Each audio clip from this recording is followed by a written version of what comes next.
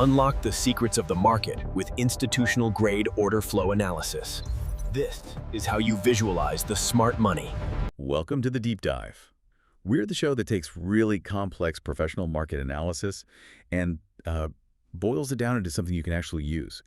If you're looking for a shortcut to what the big institutions are thinking, you're definitely in the right place.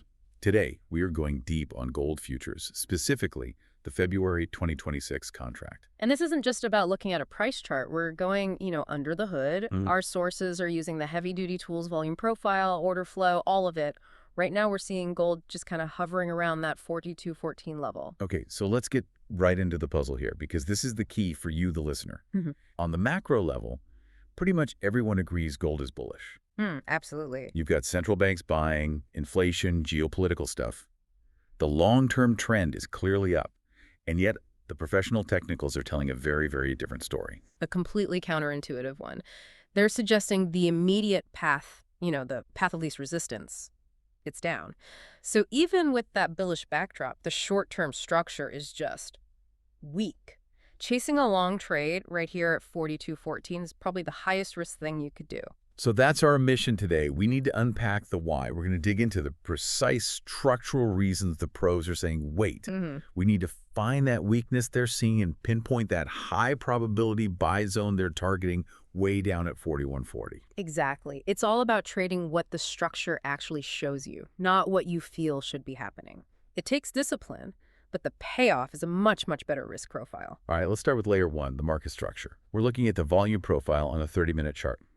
Now, for anyone listening, this is so important. Normal volume is just how much traded over time. Right. Volume profile tells you where it traded, at what price, and our sources are flagging a classic pattern here. They call it the P-shaped profile. Yeah, and that P-shape tells a really specific story. Just, picture a capital P, the big fat part of the P, the loop, that's where all the trading happened. That was the value area. Okay, where everyone agreed on the price. Exactly. But the price right now, at 42.14, it's way down at the bottom of the stem, like it's hanging off the end of a lollipop stick. So if the loop is where the market was comfortable, and we're now way down on the stick, what does that tell us about momentum? It screams weakness. It signals real vulnerability. The price has been pushed out of that comfort zone, and the sellers who did it are in control. So if buyers don't show up right now, and I mean right now, the market is probably going to fall further to find a new area of agreement. And that vulnerability, that exposure, leads us right to what the analysis calls the critical danger zone. They're saying if the price even slips below that 4,200 level... a floor just drops out. Why? What's down there? Oh. Or what isn't down there? That's the key. There's nothing there. They call it a low-volume node, or LVN. It's a huge gap in the structure, basically, from 4,200 all the way down to about 41.50. It's the market's weak foundation. And the analysts have a much better name for it, right? Not just LVN. Yeah, they call it the air pocket. The air pocket. I love that. It's so visceral. Why is that 50-point vacuum so dangerous? Because there's no defense. Think about it. When a price normally drops, it hits levels where lots of trading happened before. People bought there, they'll defend their positions. It slows the fall. Right, there's friction. Exactly. But in this zone, 4,200 down to 41.50, almost nobody traded on the way up. It just shot straight through. It's like stepping into an elevator shaft. That's the perfect analogy. There's no volume, no structure, nothing to grab onto to slow the fall until it hits the next solid floor way below. Precisely. So the structure is telling us the path of least resistance is to fill that vacuum and fill it fast. But hold on. That's a fair challenge for someone listening, isn't it? With the macro trend being so bullish, why should we trust this short-term structural hiccup? Isn't it just noise? It's a great question. We trust it because this is how professionals find incredible entries. They're not betting against the bull market. They're betting on a violent but temporary reset. They need the market to shake out the weak buyers. And we can trust it because we confirm it with the next step. Which is liquidity. Which is real-time liquidity. Okay, let's switch tools. So volume profile gave us the history, the bones of the market. Now we look at something like Bookmap, the order flow, which is like the market's nervous system. What are the live buy and sell orders telling us about this 42.14 level? They are completely backing up the bearish structure, 100%. Let's start with the supply side, the sellers.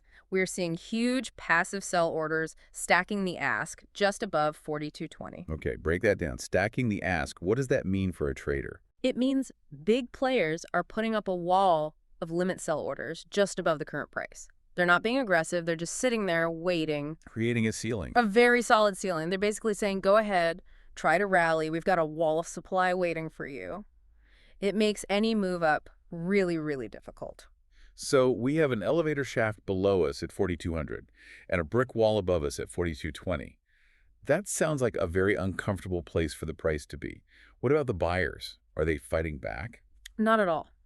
The analysis is clear that the buyers just below the price seem exhausted, but the real smoking gun is what's missing. We're looking for the hidden institutional footprint. And you're talking about those hidden orders, right? The icebergs? Exactly. The iceberg orders. So for anyone listening, what are we looking for here? What does that mean? An iceberg order is when a massive institution wants to buy, say, 500 contracts, but they only show 50 on the books. As those 50 get bought up, the order automatically refreshes with another 50. It soaks up all the selling pressure without anyone realizing a giant buyer is accumulating. They're the hidden guardians of a price level. If institutions really thought 42.14 was a good price to buy, we'd see those icebergs pop up to defend it. That's the key. And the big takeaway from the Bookmap analysis is that there are no major iceberg buy orders here. The big money is not stepping in to defend 42.14. They're letting it fall.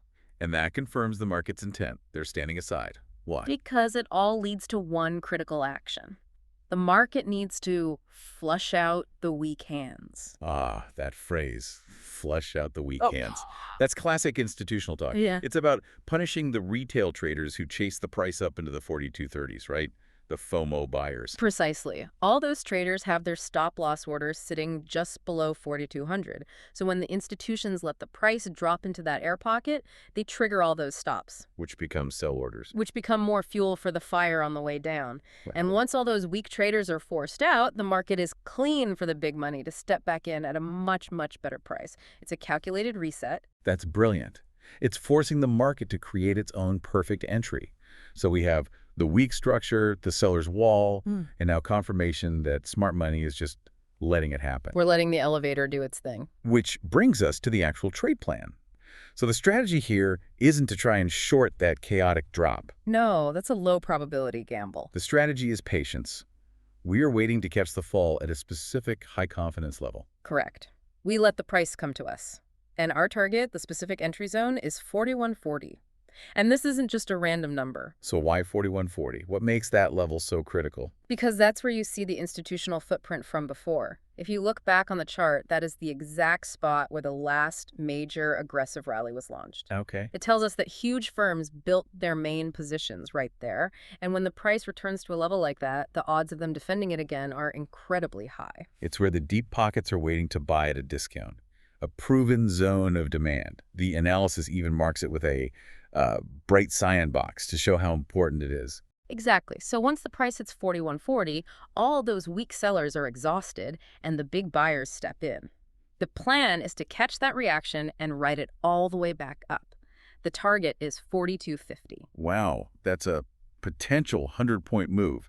And the entire point of this waiting game is about the risk, though, isn't it? How does waiting for 41.40 change the risk-reward calculation for you? It completely transforms it. By waiting for that level, you're entering at a place where you know the institutions are on your side. They're your defense. This lets you use a really tight stop loss, maybe just below 41.30 or so. So if you're risking just 10 or 15 points to potentially make 110 points back to 42.50. You get this beautiful risk-reward ratio. We're talking 1 to 3, maybe way better. You just can't get that kind of setup by chasing the price up here at 42.14, sitting right on top of the elevator shaft. That's the whole lesson right there. The difference between chasing momentum and waiting for the structural reset. It is the absolute core lesson from all of this professional analysis. The winning strategy is patience. You don't chase the candles. You wait for the market to come to you at a place where the odds are stacked in your favor. So just to recap, we've seen how the pros use that P-shaped profile to spot weakness. They use the air pocket to predict a sharp move. And then they use order flow, especially the lack of iceberg orders, to confirm that the big money is allowing that drop to happen. It just shows you why these tools, the ones that look at the mechanics of the market, are so much more powerful than just looking at a price line. So let's wrap up with something a little more human. The technicals make this drop to 41.40 sound almost inevitable. But think about how hard it is to actually do that. to wait. Oh, it's incredibly difficult. Every day the gold doesn't drop. Every little news headline that pushes it up a few bucks. The emotional pressure builds. The market noise is screaming at you to buy now, telling you you're going to miss the big move. Waiting for a sharp, violent drop that proves you right while everyone else is bullish. That takes more than technical skill. It takes ironclad discipline. The analysis gets you there, Yeah. but your own mind can be the biggest obstacle. Yeah. So here's a final thought for you to chew on. In your own planning, in your own learning, how often do you give up on a perfect entry, a superior risk-reward? Just because you don't have the discipline to wait for that structural weakness to play out. Something to think about until our next deep dive.